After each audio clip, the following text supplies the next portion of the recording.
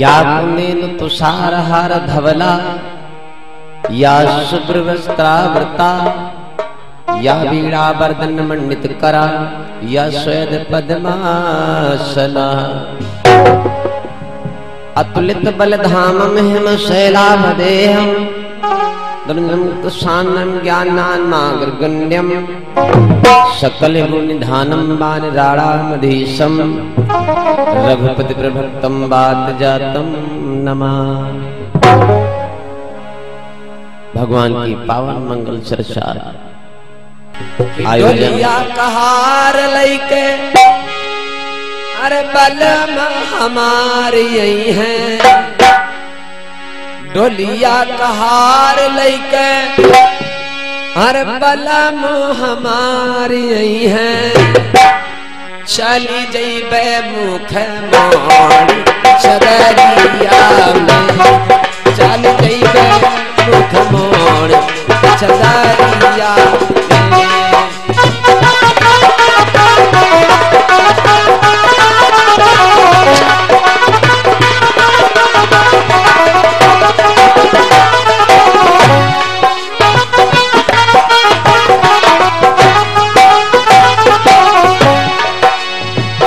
बलम हमारी यही है, डोलिया कहार लैके बलम हमारी यही है, डोलिया कहार लैके चली जइबे मुख मोड़ के चदरिया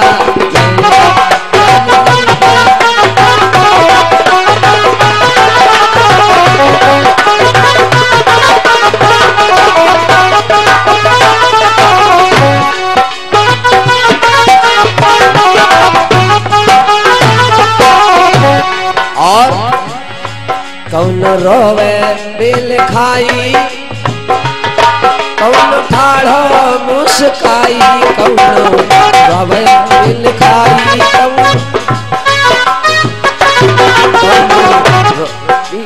खाई कौन ठाढ़ो मुस्काई, कौन खाती पछार उठा दिया, कौन खाती पछार उठरिया चली जइबे मुख मोड़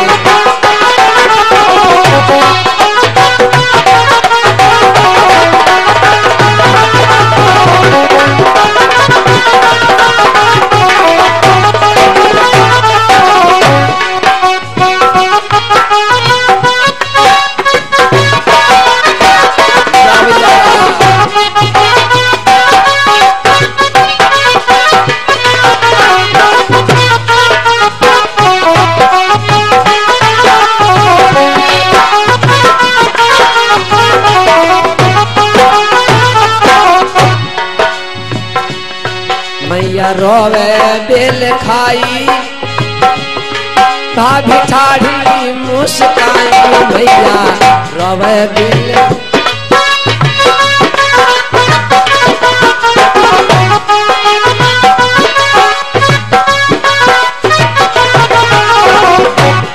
मैया रोवे बिल खाई, भाभी ठाढ़ी मुस्काई,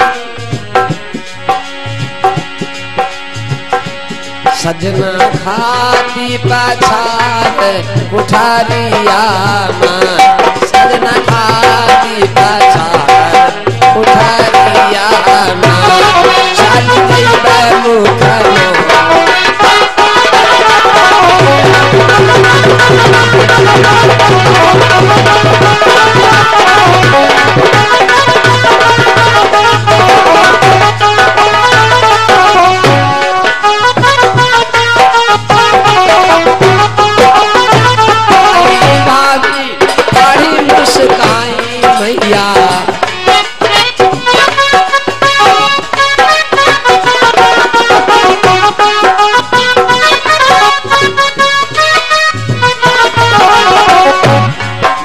खाते पछार कोठरिया में, सजना खाते पछार कोठरिया में,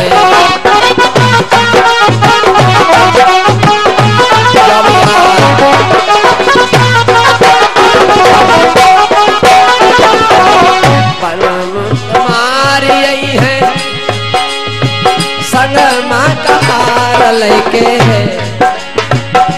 बलम हमारी है संग माँ कहार लैके चल जेबे मुख मोड़ी सदरिया चल जेबे मुख मोड़ी।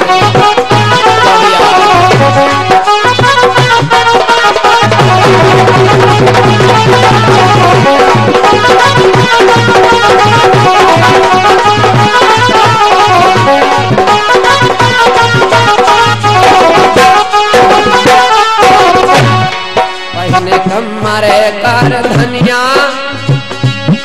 और ना कमान धुनिया पहनो कमरे कर धनिया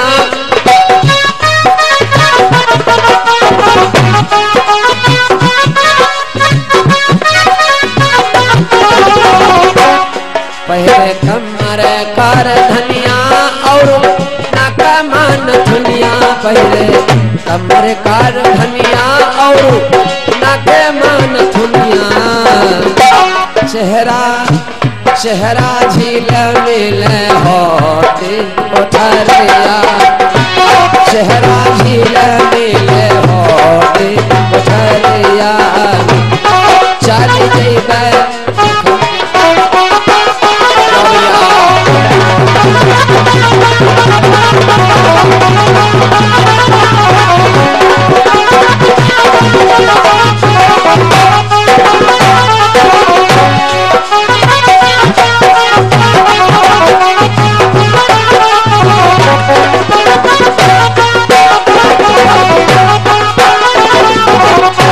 भैया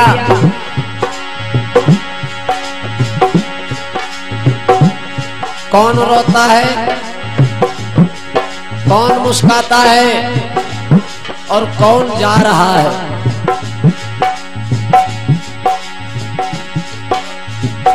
आत्मा का जिस समय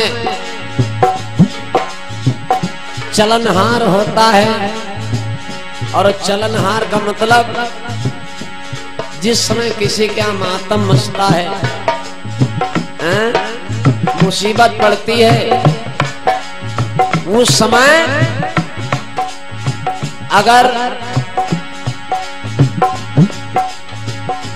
आदमी के बराबर धन रुपया पैसा तौल दिया जाए फिर भी जाना है तो जाना है। अब सब धरा रह गया तो वही आत्मा कहती है सुनो मन से ऐ मन तुम इधर उधर दुनिया में लगे हो और है कोई नहीं जो अपने अपने हैं देख लिया दुनिया का सारा नजारा ना है हम किसी के ना कोई हमारा यही अपने कौन चिता पर लटा मई कौनो सारा का सजावे कौनो चिता का सजावे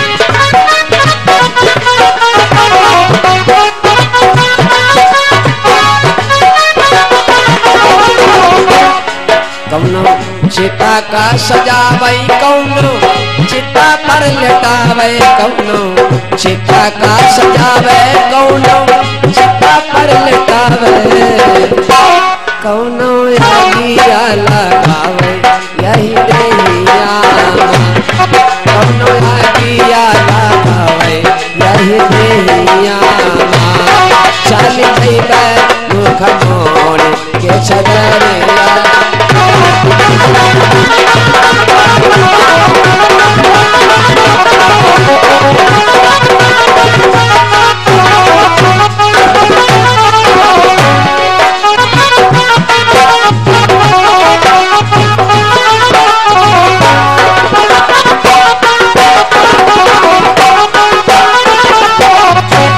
ससुरा चिता का सजावई देवरा चिता पर लटावई ससुरा चिता का सजावई देवरा चिता पर लटावई बलमुया गिया लगावई यही देहिया सैया गिया लगावई यही देहिया चल जेबे मुख मोड़ के सदरिया।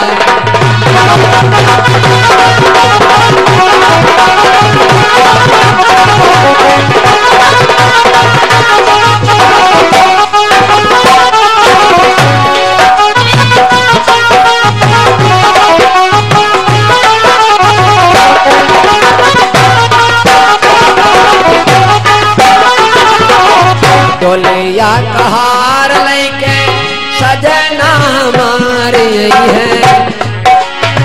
डोलिया कहार लेके सजना हमारी है। चली जइबे मुख मोड़ के सदरिया।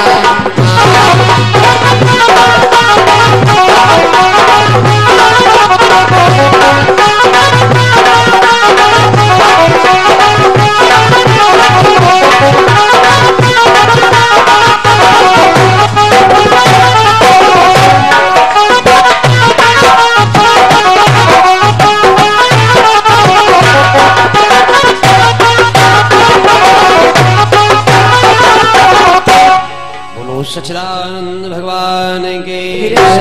बीता चला गया, कोई संतान नहीं भाई। तो महारानी सोचती पूजा पाठ करती हैं, महारानी पूजा पाठ करती हैं, व्रत रखती हैं। खैर प्रभु की कृपा भाई, कुछ दिन जब बीते तो भगवान की कृपा से एक पुत्र की प्राप्ति भाई। महाराज के घर में आंगन की शोभा बढ़ गई। धुमसेन महाराज बड़े प्रसन्न से रहने लगे। तो आओ ध्यान दें,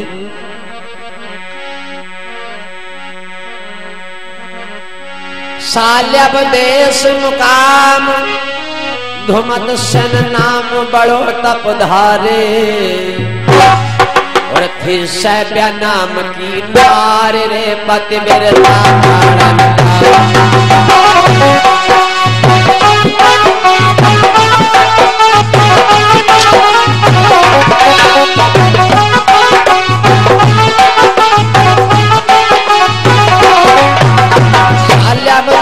मुकाम धुमसेन नाम बड़े तपधारी दादा तपधारी। सभ्य नाम की नार रे पतिव्रता प्राणन प्यारे।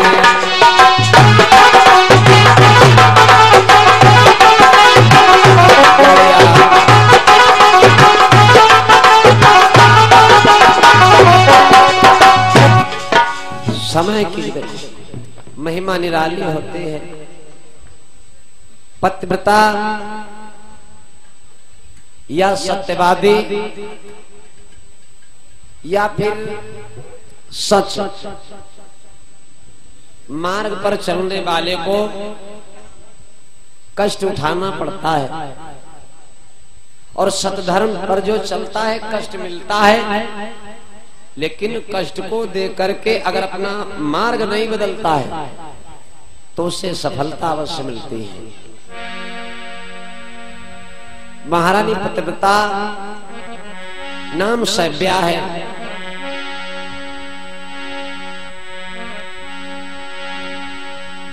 समय बीता चला गया। अरे राजा के प्राण में प्यारे रे महल घर बारे।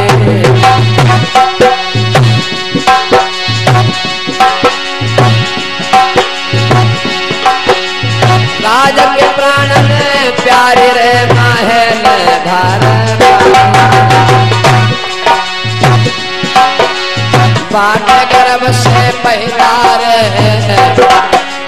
बाट गर्भ से पैदा रे भय वो बालकारी।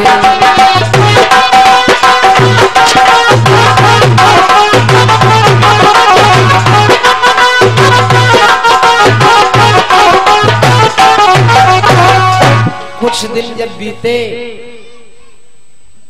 महाराज धुमसेन की सेवा करते हैं सभ्या, और अपने पतिव्रत धर्म में आठों पहर लगी रहती है। बड़ा पूजा पाठ किया, बड़ी मान मनौती किया, तब जाकर के एक पुत्र की प्राप्ति भई। अरे महाराज ने जैसे सुना हमारे घर में बेटे का जन्म हुआ है, महाराज भूप लुटवाए रहो निज दार। ब्राह्मण ने बेटा का रखा सत्यवान सुगना। ब्राह्मण ने बेटा का रखा सत्यवान सुगना। अब तो होने हैं बलवान, उन्हें कुछ और होना है।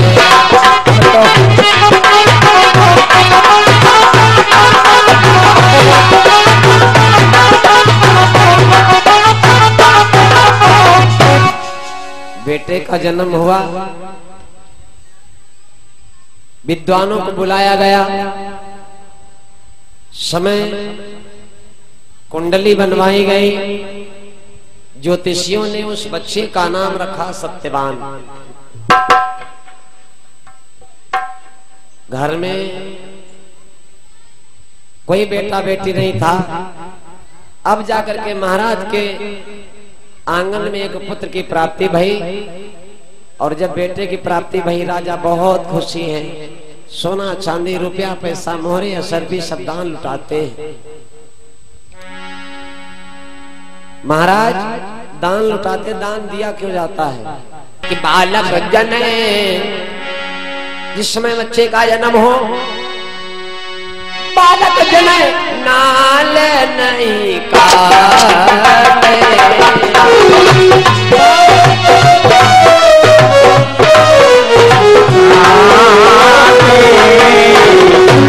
बालक जने नाल नहीं काटे। बालक जने नाल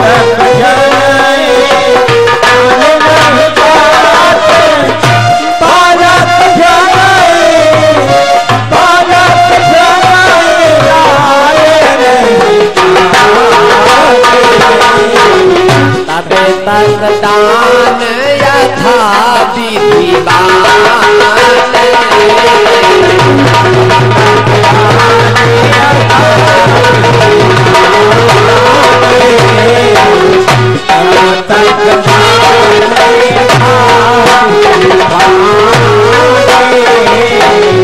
बालक जने नाल नहीं काटे, तब तक दान यथा विधि बांटे।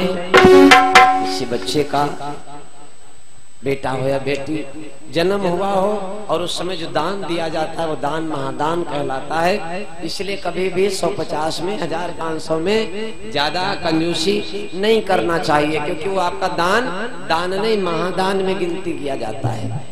बोलो सच्चिदानंद भगवान की। खैर, जिस समय बेटे का जन्म हुआ, नाम रखा सत्यवान।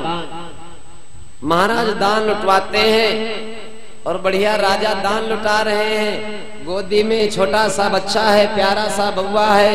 महारानी देख रही, कितना अच्छा लग रहा कि बताओ आज हमारे घर में दान बांटा जाएगा। अरे खुश है घर मामा तारे,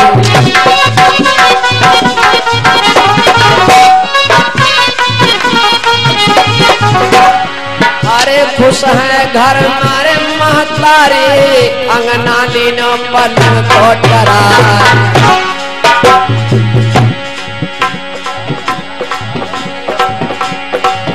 अरे खुश है घर मारे महतारी, आंगन लीनो है पलना डरा। लियव लिटाए तुरंत अवतारी, लियव लिटाए तुरंत अवतारी। आए रे देन बधाई नारी।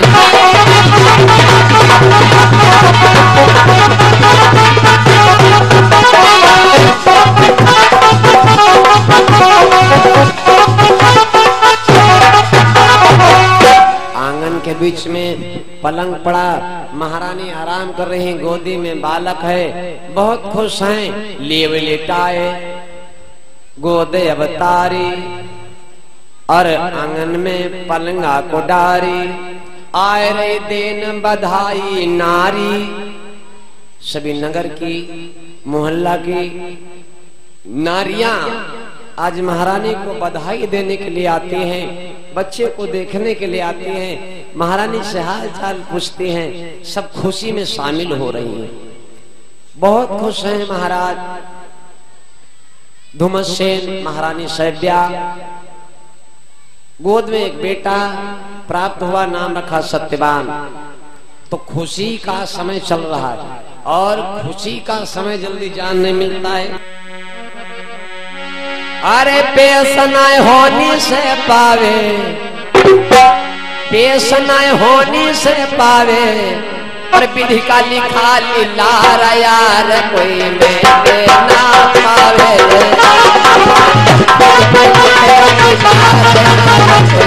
मेरे ना पावे।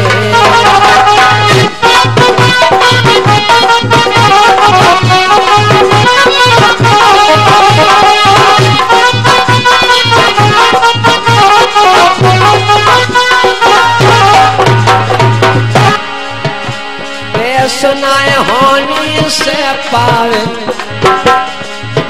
समय की महानता।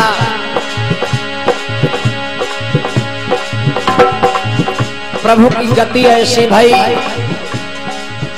भगवान की लीला ऐसी भई, महाराज धुमसेन के ऊपर दुख आने वाला है, समझ नहीं पाए और अचानक से राजा का सुख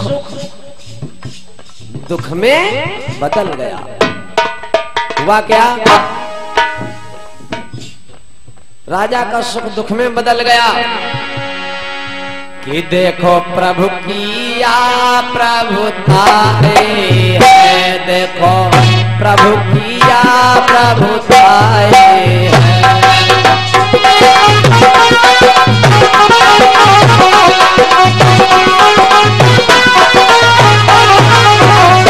देखो प्रभु की ये प्रभुताई है, राजा अंधा दई बनाई है। राजा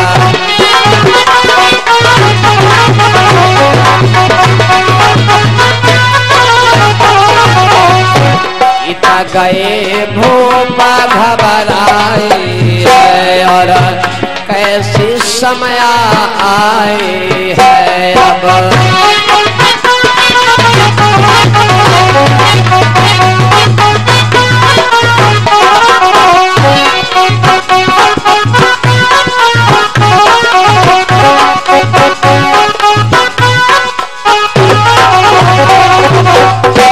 महाराज का समय हंसी खुशी से बढ़िया चल रहा था।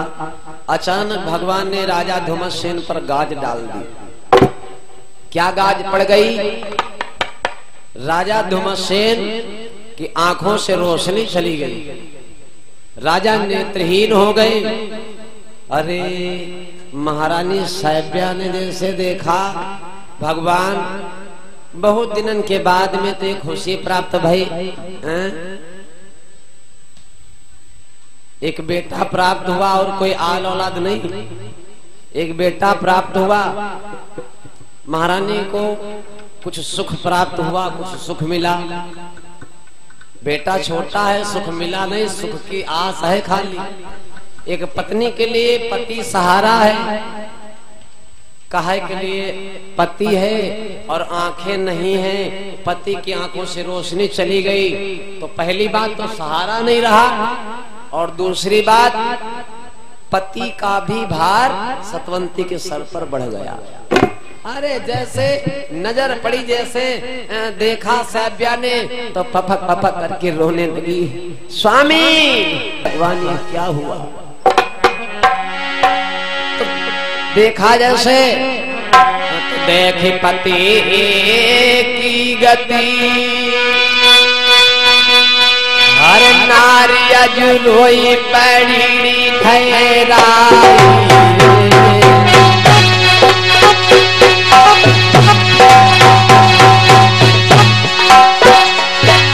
देखी पति की गति, नारी अजु गैया सीता करा गई।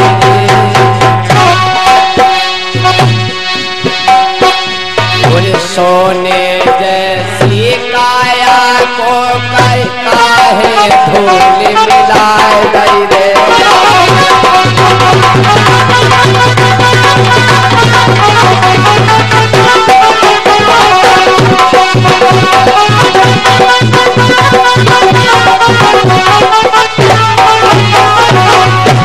पति की गति पर दुखिया गैया सीधा कराए गए रे।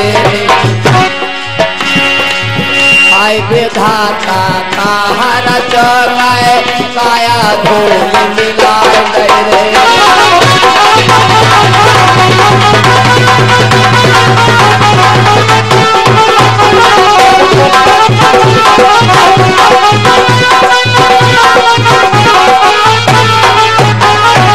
समया पर गई परल रे हुइयो महारानी को गई रे घबरा। आय विधाता यो के नो उनकी लार हलक नहीं जा।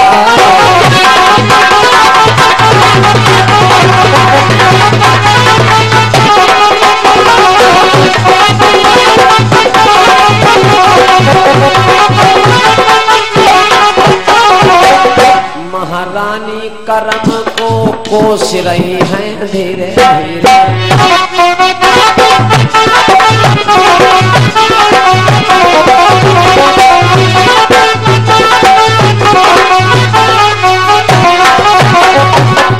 महारानी सोच रही भगवान अरे अगर बेटा दिया और पति को ले लिया तो क्या दिया, कुछ समझ में नहीं आ रहा। नंबर 1 महाराज धुमसेन की नेत्र चले गए, राजा नेत्रहीन हो गए, सैब्या रो रही है।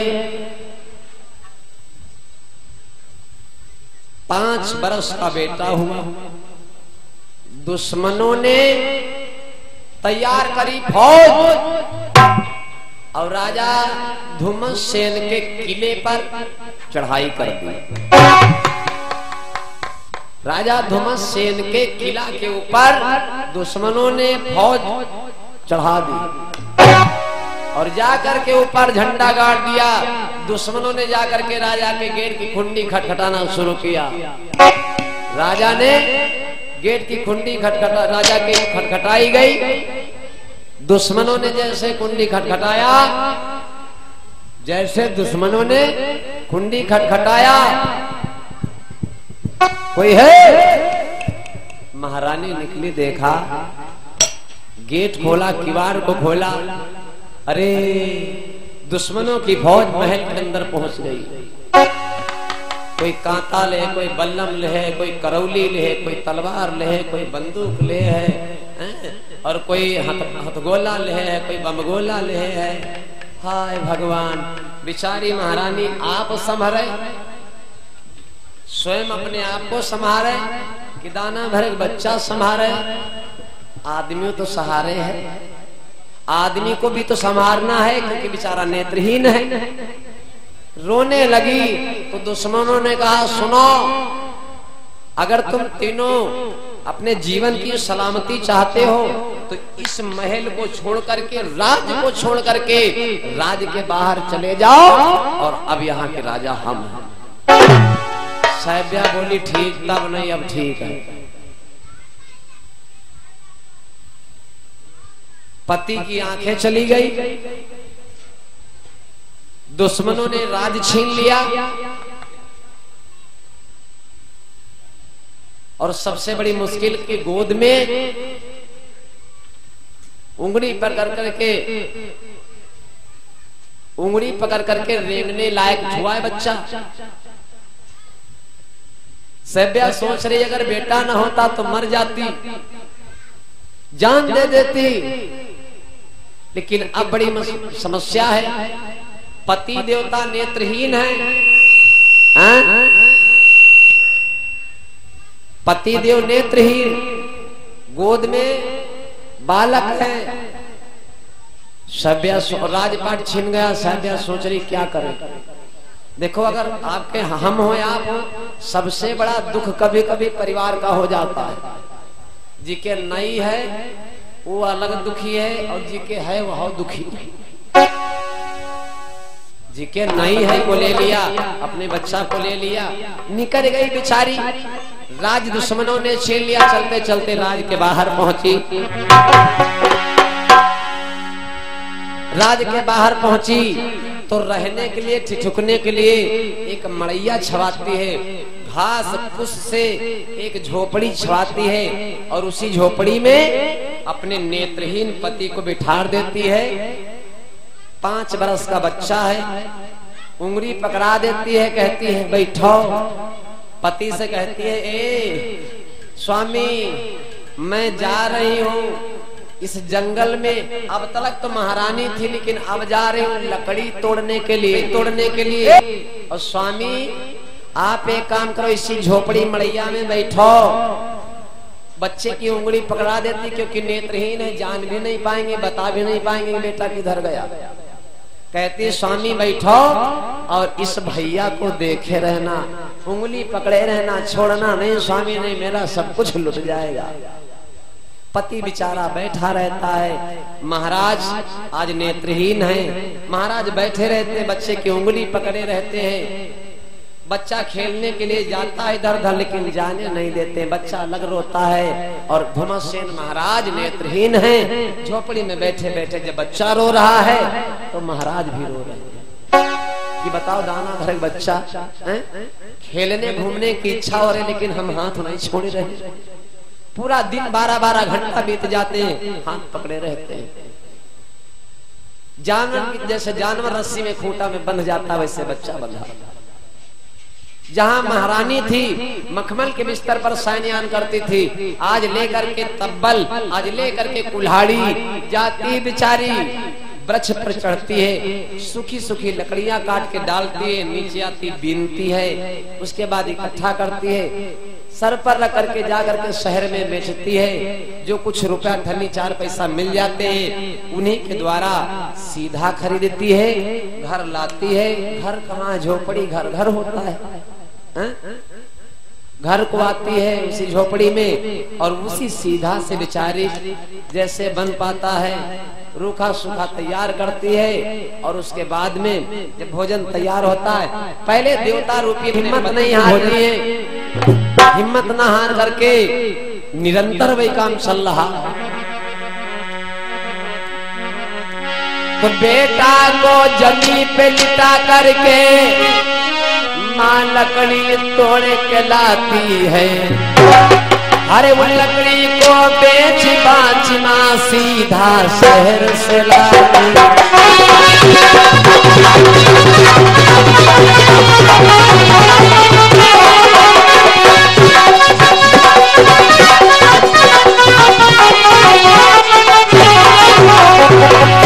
अरे हो नहार सो रही है जो विधना ने लिख गई लिखी विधाता की नाय मिट है, चाहे कोटि में करे बुखार।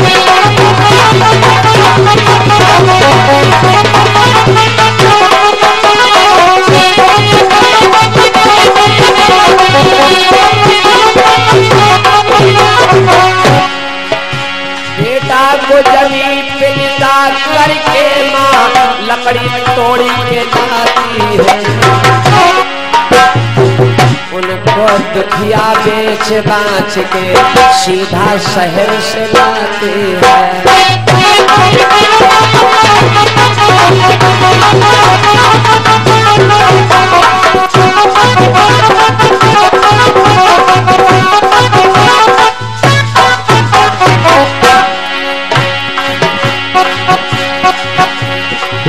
समय की महानता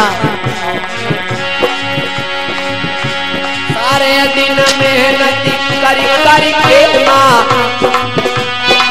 भोजन मात बनाती है।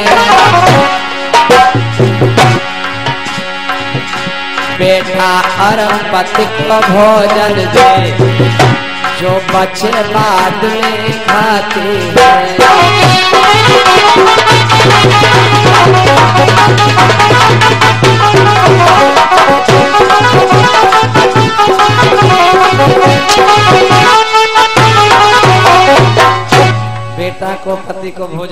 बचा कुछ बाद में खाती। धीरे धीरे समय बीता चला गया। जब बेटा धीरे धीरे बड़ा होने लगा, बेटा धीरे धीरे कुछ सयाना हुआ, तो एक दिन बेटा पूछने लगा, ए मैया आप कहाँ जाते हो, हमें भी साथ ले चलो। तो मैया बोली, बेटा बात तो सही कह रहे हो। हर लाल की, हर बेटे की इच्छा होती है कि हम भी अपने माता पिता के साथ, मैया बाबा के साथ में घूमे टहलें ख्यालें, लेकिन बेटा मैं साथ भी नहीं ले जा सकती हूँ, क्योंकि अगर तुमको साथ ले जाऊंगी, पति देव तुम्हारे पिता, बेटा तुम्हारे पिता नेत्रहीन हैं, अगर ये पानी मांगेंगे तो कौन उठा के देगा, ना जा बच्चा। सत्यवान कहने लगा, माँ एक काम करो, आप जाती कहाँ करते क्या हो? तो मैया रो रो करके सारा हाल बताती है। बेटा लकड़ी तोड़ने जाती हूँ, उन्हीं लकड़ियों को बेच करके जो मिलता है चारियाना, उसी आने उसी चारियाने से, उसी पैसे से सीधा खरीदती हूँ, फिर भोजन बनाती हूँ बेटा। अरे तो बेटा रोने लगा, माँ हम बैठते हैं झोपड़ी में, पिताजी के पास मैं रहता हूँ, आप जाते लकड़ी तोड़ने, तो काम करो, लकड़ी तोड़ने के लिए आप न जाओ, आप बैठो आराम करो। जिनके लड़का समर्थ होइगे तिनका कौन परी परवा। मैया बैठो आप, लकड़ी तोड़ने के लिए हम खुद जाएंगे, हम खुद बेचने जाएंगे, हम खुद सीधा लाएंगे, अब सिर्फ भोजन बनाना। मैया बैठी है पास में, महाराज बेचारे बैठे रो रहे, क्या करें बताओ, दिन है, समय बीतता चला गया। सत्यवान जाते हैं, कुल्हाड़ी को लेकर के वृक्ष पर चढ़ जाते हैं, लकड़ियां काटते हैं। धीरे धीरे समय बीतता चला गया। एक दिन का जिक्र है, सत्यवान चढ़े हैं वृक्ष पर, लकड़ियां काट रहे हैं, और उसी समय जो है एक दूसरे देश में एक राजा रहते हैं जिनका नाम था अश्वपति। एक बिटिया है उनके। सत्यवान लकड़ियां काटते, दूसरे देश का एक राजा है, नाम है अश्वपति, और अश्वपति महाराज की एक सुंदर बिटिया है जिसका नाम है सावित्री। आराम के साथ में महल में रहते हैं। तो एक दिन सावित्री की माँ ने देखा, बिटिया पर गौर से नजर डाला, तो विचार किया कि बिटिया हमारी बड़ी चढ़ी हो चुकी है और सयानी हो चुकी है। तो महारानी ने दासी को बुलाया और दासी से कहा, ए दासी तुम जाओ महाराज को बुला लाओ, आज स्वामी से बिटिया के विवाह की बात कहूंगी। तो दासी गई है, अश्वपति महाराज को बुला करके लाई। जिस समय बुला करके लाई तो अश्वपति महाराज आए, तो रो रो करके महारानी कहने लगी, स्वामी बिटिया सयानी हो गई है, शादी के लायक है, इसके हाथ पीले करने की सोचो। अश्वपति महाराज महारानी से बोले कि महारानी ये बात तुमने मेरे से आज कही, चलो बहुत बहुत धन्यवाद है, लेकिन तुम हमसे आज कह रही हो और ये बात ये काम हम 2 साल पहले से कर रहे हैं। बिटिया के लायक बर खोज रहा हूँ, खोज शुरू है, लेकिन बेटी के लायक कोई बर नहीं मिल पा रहा है। अगर बर मिल भी जाता है, अगर बर मिल भी जाता है तो होता क्या है। महाराज बताने लगे, महारानी सुनो,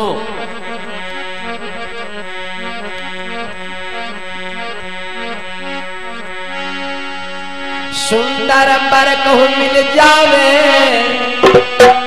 बाके खाने को कछु नाई है, सामान सावित्री के लायक दुनिया में बर कहूँ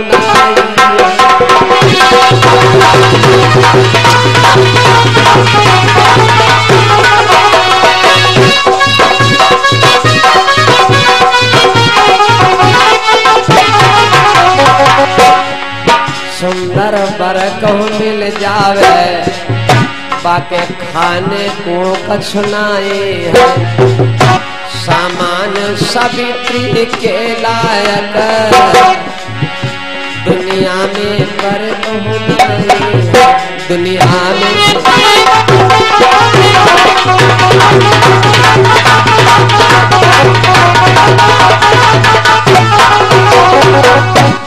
हम बहुत परेशान हैं। महाराज ने महारानी से निवेदन किया, महारानी हम कुछ कहा चाहते हैं। महाराज ने बोली कहो महाराज। तो महाराज अश्वपति कहने लगे कि आए बिटिया, हमारी इच्छा है कि बेटी अपने लायक बर तुम खुद चुनो। जिस बर को तुम चुनोगी हम उसी के साथ विवाह कर देंगे, क्योंकि हमारी समझ में नहीं आ रहा। तो बेटी ने कहा ठीक है, ऐसी बात है तो फौरन पालकी सजवाओ। राजन की बिटिया है, पालकी सज गई। दास दासियां बुलाया, नौकर चाकर बुलाया। अरे फौरन पालकी मंगाई, अरे फौरन पालकी मंगाई और नई पलकी देर लगाई। ले तलवार तेग को सिपाही, नहीं पलकी देर लगाई।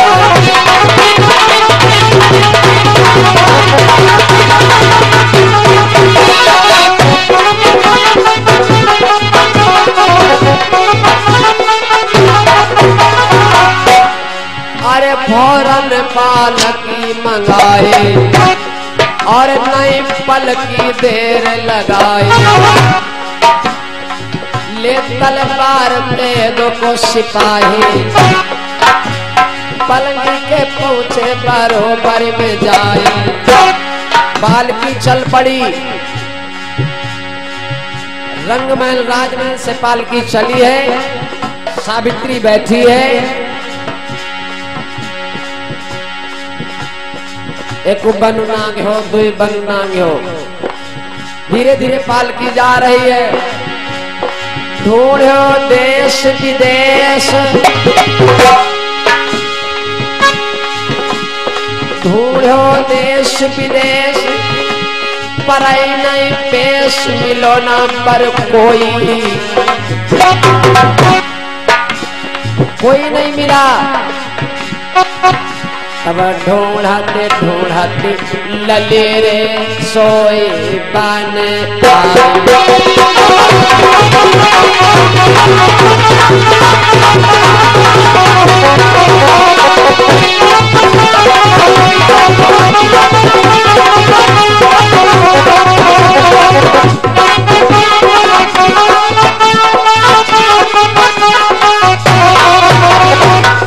पालकी चली देश विदेश परदेश, बन नांगे हो, दुई बन नांगे हो। खूब ढूंढा लेकिन कोई नहीं मिला।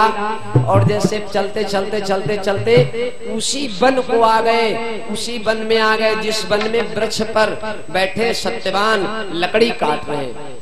सावित्री की नजर पड़ी, फौरन पालकी वहीं पर रुकवा दिया। पालकी को रुकवा दिया। कहार वहीं पर है, साथी वहीं पर है, दासियां वहीं पर हैं, सहेलियां वहीं पर हैं। पालकी से उतर करके सावित्री अकेली गई है, जाकर के उसी वृक्ष के नीचे खड़ी है। वृक्ष पर लकड़ियां बेटा काट रहा है सत्यवान। तो सावित्री पूछने लगी, भैया एक बात बताओ, तुम्हारा नाम क्या है? तुम कहां से आए हो? कौन तुम्हारे माता पिता है? सावित्री से पूछती है। जैसे सावित्री ने आवाज लगाई, सुनो तुम कौन हो?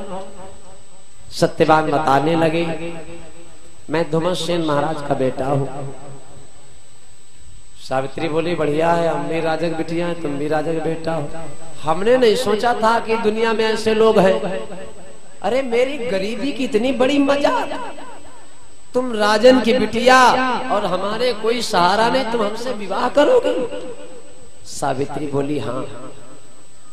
सत्यवान ने मना कर दिया तो सावित्री रोने लगी और बोली है, सत्यवान ने कहा किसी और से विवाह कर लो, तुम्हारा जीवन मंगलमय हो जाएगा। तो सावित्री कहती है सत्यवान से कि मेरी और पे तबीयत नाई है मेरे,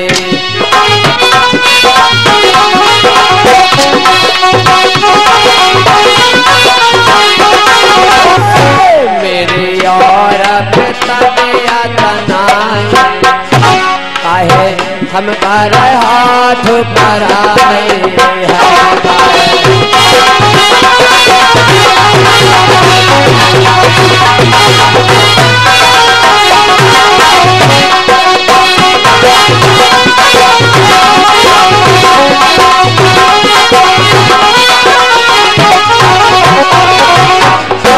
देगी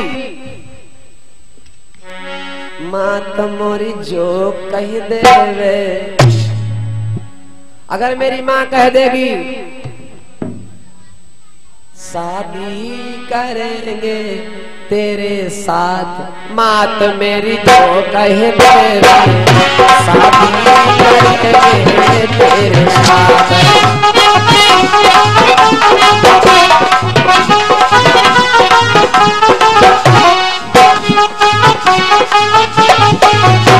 अगर हमारी माँ सहमत हो जाएगी, सावित्री आई सत्यवान के साथ निवेदन किया। मैया ने कहा, बिटिया का है अपन जिंदगी नरक में डाल रही हो, हमने ना कुछ। सत्यवान की माँ ने हाँ कर लिया कि कोई बात नहीं बेटी, मत रो, जाओ, अगर तुम परेशान हो तो हम हाँ कर रहे हैं। सावित्री गई, अपने माता पिता से बताया, माता पिता प्रसन्न भये और उसी समय नारद जी आए।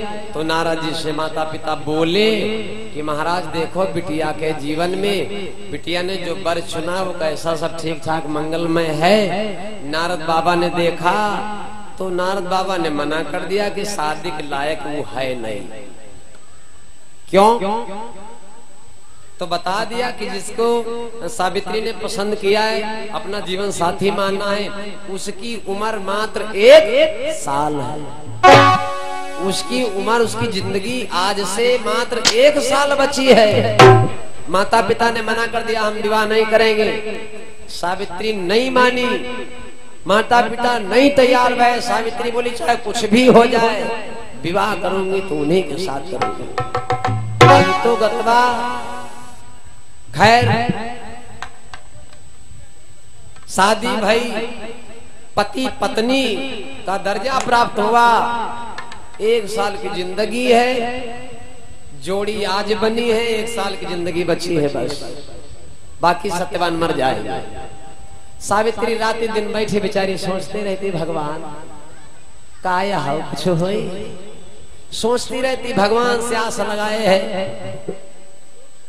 जब वो धीरे धीरे साल पूरा हो गया, सत्यवान लकड़ी काटने के लिए चले। सावित्री बोली, जैसे सत्यवान चले तो वैसे सावित्री बोल पड़ी, पिया अकेले ना जाई हो, मैं भी चलूंगी।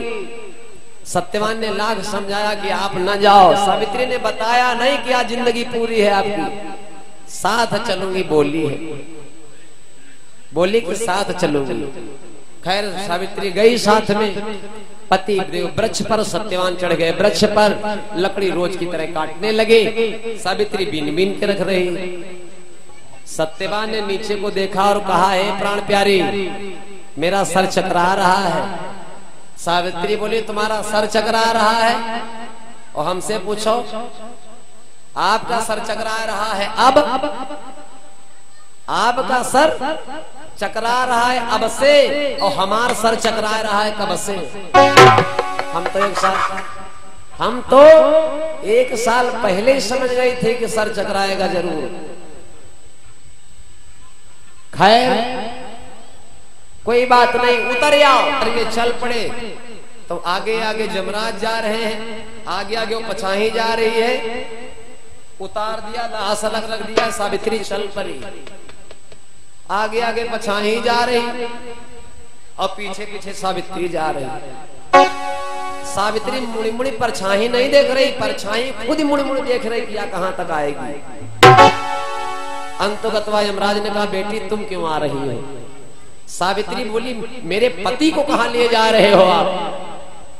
परछाई बोली, हम यमराज हैं। सावित्री बोली, मुझे मालूम है। यमराज बोले, जब मालूम है तो समझो हम तुम्हारे पति को लेके जा रहे हैं, इनका कागज पूरा हो गया है। सावित्री बोली, इनका कागज पूरा हो गया है, इनको लेके जा रहे हो, और हमारा नहीं पूरा हो गया तब वो हमको ले चलो।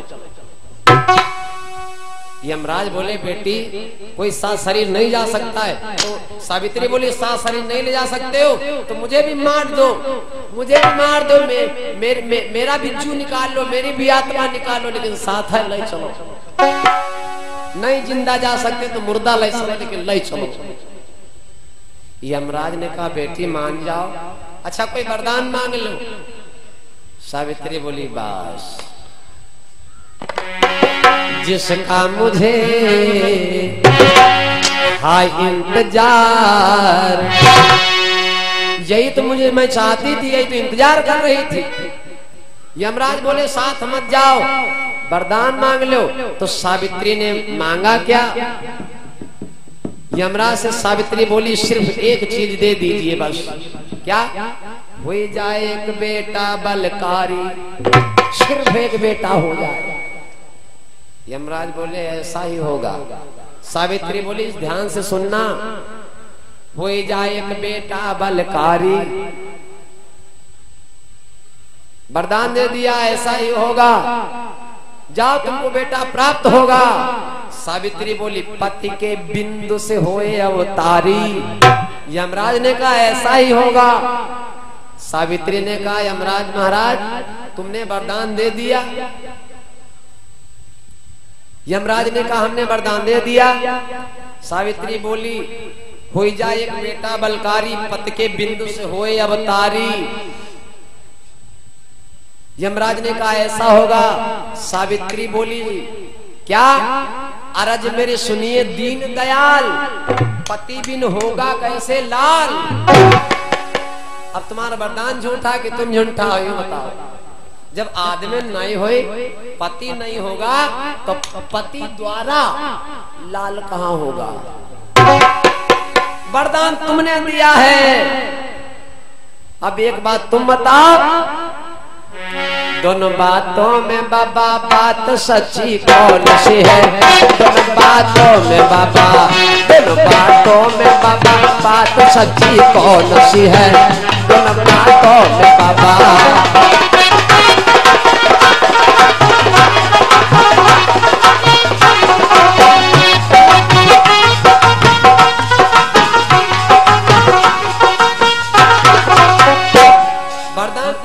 कि बेटा होगा, पति के द्वारा होगा, और पति है नहीं तो पति के द्वारा कहां होगा? यमराज बोले, बात तो सही है, मैं झूठा हो जाऊंगा, लेकिन मेरा दिया हुआ बेटी वरदान नहीं झूठा होगा। मैं तुमसे हार गया, बेटा होगा, पति के द्वारा होगा, जाओ मैं हार गया, तुम्हारे पति को नहीं ले जाऊंगा। मैं झूठा, लेकिन वरदान नहीं झूठा। सावित्री बोली, वाह बहुत सही, पति के प्राणों को बचा लिया। सावित्री बोली, एक वरदान तुमने दिया है, और दूसरा वरदान, एक वरदान अपने मन से दिया, एक वरदान हमारे मन से दे दीजिए। अरज मेरी और एक है क्या? एक बार और सुन लेना। अरे जब सामने खड़े हो तो काहे रोला रहे हो, एक वरदान और दीजिए। अरज मेरी और सुन लेना। बाबा यमराज ससुर के खुल जाए दोनों नैना। यमराज ने कहा जा बिटिया ऐसा ही होगा, हम झूठे लेकिन वरदान झूठा। सावित्री खुश हो गई, वरदान पा लिया। ससुर के खुल जाए दोनों नैना, एक बर और दई देना। नेत्रहीन राजा थे, उनके आंखों में रोशनी आ गई, पति के प्राणों को बचा लिया। सत्यवान उठ के बैठ गए। सावित्री ने यमराज से अपने पति को बचाया, अपने ससुर नेत्रहीन थे, उनके आंखों में रोशनी दिलवा दिया। अब चार हो गए। जिस समय ससुर नेत्रहीन थे, आंखों में रोशनी आ गई, सत्यवान उठ करके बैठ गए। आज सत्यवान चले हैं सावित्री को लेकर के, झोपड़ी में पहुंचे हैं जा करके। और सास ने देखा, ससुर ने देखा, जी भर के आंखों से महाराज ने अपने बेटे बहू को देखा। मंगलमय चारों, इतना खुशी हो गए, इतनी भगवान की कृपा बरसने लगी कि ये लग रहा है कि स्वर्ग में वास कर रहे हैं। सकून है, धन नहीं लेकिन सकून मिल गया। तो कहने का मतलब सबसे बड़ा महानता, सबसे बड़ा विचार जो है भाव की गरिमा होती है। सबसे बड़ा है विचार। जावे देश को सती संत अरसूर, तीन लजावे देश का उल्टा कामी क्रूर। इसी संसार सागर में अच्छे लोग भी रहते हैं, इसी संसार सागर में बुरे लोग भी रहते हैं। अच्छा कौन है? जो अच्छी संगति में रहता है वही अच्छा हो जाता है, और जिसकी संगति गड़बड़ हो जाती है, जो बुरी संगति में पहुंच जाता है, उसकी जो है संगति गड़बड़ हो जाती। तो कहने का मतलब कभी कभी समय मिले तो हमें अच्छी संगति में बैठना चाहिए। मोबाइल सबके पास, किताबें सबके पास, टीवी सबके पास, पढ़ा लिखा सब कोई है, सबको मालूम है कि भगवान की कथा ऐसे है भैया, लेकिन फिर भी सुनना चाहिए, क्योंकि संगत से गुण होत है, संगत से गुण जाए, और बांस फांस की मिश्री एक भाव बिका। अरे थाली में जगमग होए आरती नंद दुलारे की, थाली में जगमग होए आरती नंद दुलारे की।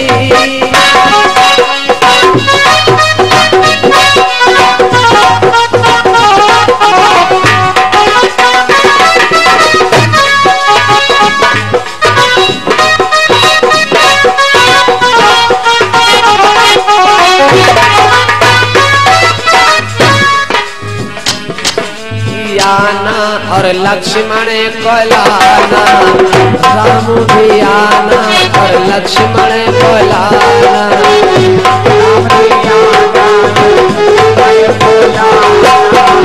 राम भी आना संग लक्ष्मण को लाना, राम भी आना संग लक्ष्मण को लाना। सीता को कहो, सीता को कहो, सीता संग आरती नंद दुलारे की, थाली में जगमग होए आरती दुलारे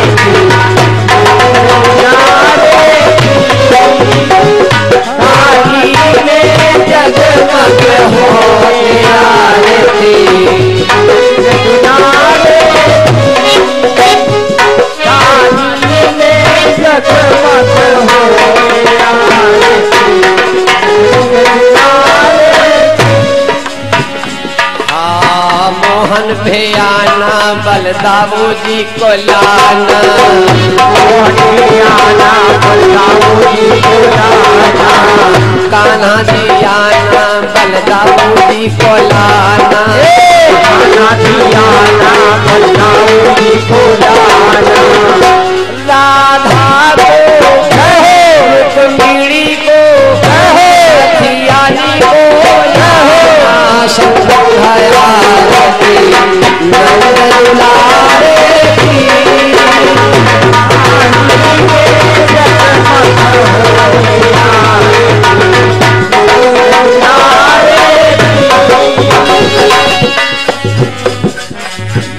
गंगा माँ आना, संग जमुना को लाना, गंगा महाना संग जमुना को लाना, गंगा मैया आना, जमुना को लाना।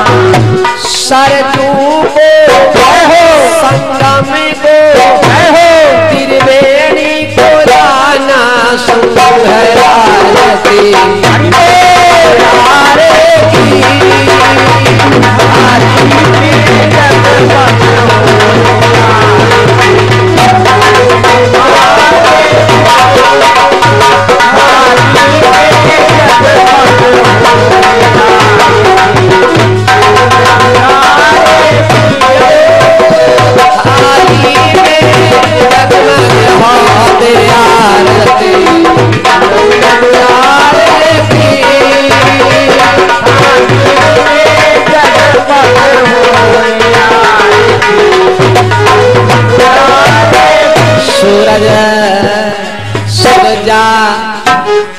सूरजा भी आना और चंदा भी आना,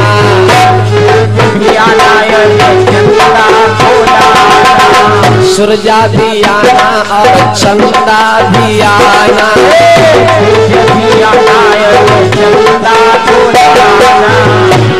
तारन को तारों को तारों को लाना, संग आरती दुलारे की।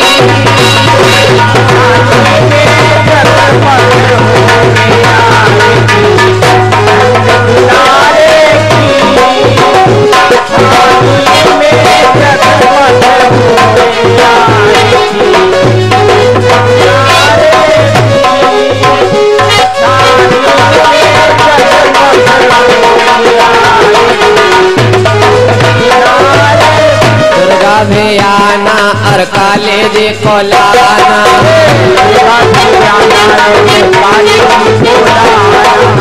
दुर्गा भी आना माँ काली जी को लाना,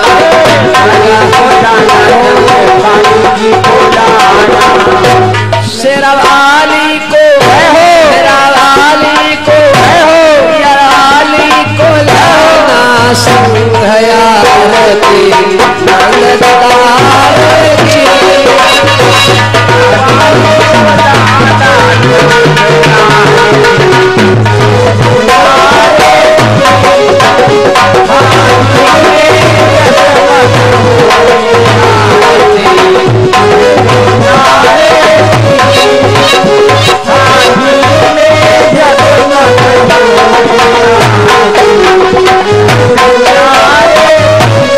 सब देवता भी आना, संग देविन को लाना,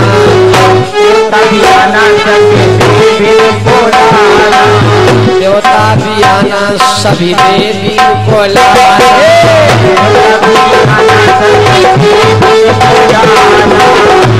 फूले बिसरे में रहो, फूले बिसरे चले रहो, संग आरती दुलारे